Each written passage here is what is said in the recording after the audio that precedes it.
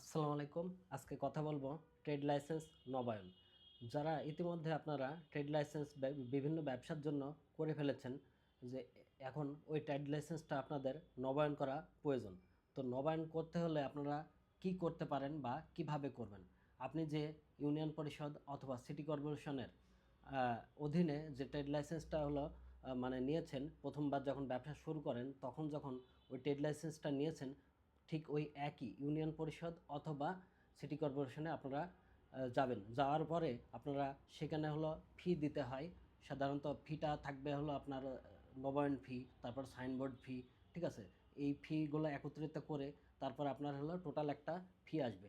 এই ফিটা কত?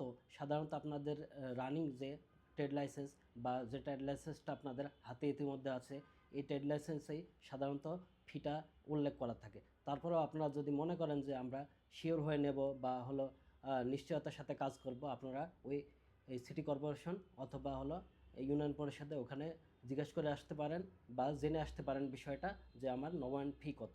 এরপর নবায়ন ফিটা সাধারণত ডাচ বাংলা ব্যাংকের যে এজেন্ট আছে এখানে পরিশোধ করতে বলা হয়ে থাকে, যে আপনারা ওখানে গিয়ে এই যে ফিটা, এই ফিটা হলো পরিশোধ করবেন। তো ওই ফিটা যখন আপনি পরিশোধ করবেন, তখন যে ফির যে রসিদ আছে ওই রসিদটা আপনারা যে সিটি কর্পোরেশন অথবা হলো আপনারা ইউনিয়ন পরিষদে ট্রেড লাইসেন্সটা নিয়েছেন ওখানে নিয়ে যেয়ে জমা দিতে পারেন, এবং হলো জমা দেওয়ার পরে আপনাদের হলো ট্রেড লাইসেন্সটা নতুন করে নবায়ন হয়ে যেতে পারে। এছাড়া অনেক হলো সিটি কর্পোরেশন তারা বলে দিয়েছে যে আপনারা অনলাইনে এই কাগজপত্র জমাদানের মাধ্যমে ট্রেড লাইসেন্স নবায়ন করতে পারেন।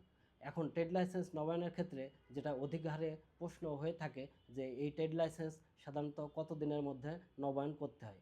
সাধারণত সময়সীমা দেওয়া থাকে 1 বছর। তবে 1 বছরের অধিক সময়ও কিছু কিছু ব্যবসার ধরন অনুযায়ী দিতে পারে, যে 2 বছর বা 3 বছর পরেও আপনারা এই নবায়নটা করতে পারেন। সেক্ষেত্রে ব্যবসার ধরনটা গুরুত্বপূর্ণ হয়ে ওঠে। তবে সাধারণত 1 বছরের মধ্যেই এই ট্রেড লাইসেন্স নবায়ন করার জন্য সরকার বাধ্য করে থাকে। এবং ট্রেড লাইসেন্সটা আপনার হলো মানে মেয়াদ কবে শেষ হবে? এই মেয়াদটা শেষ হবে আপনার ঠিক 30শে জুন। 30শে জুনের পরেই আপনি যেদিনই হলো ট্রেড লাইসেন্সটা মানে করেন না কেন, ঠিক 30শে জুন, 30শে জুনের পরেই আপনার হলো ট্রেড লাইসেন্সটা আবার নবায়ন করতে হবে। সেক্ষেত্রে 3 মাস, ট্রেড 3 মাস অধিক সময় দেওয়া থাকবে। যেমন হলো আপনি হলো 30শে জুন, 30শে জুনের পরে জুলাই, আগস্ট, সেপ্টেম্বর, অর্থাৎ এই 3 মাসের মধ্যেই আপনার হলো ট্রেড লাইসেন্সটা অবশ্যই নবায়ন করে নিতে হবে। না হলে জরিমানা করা হবে। সাধারণত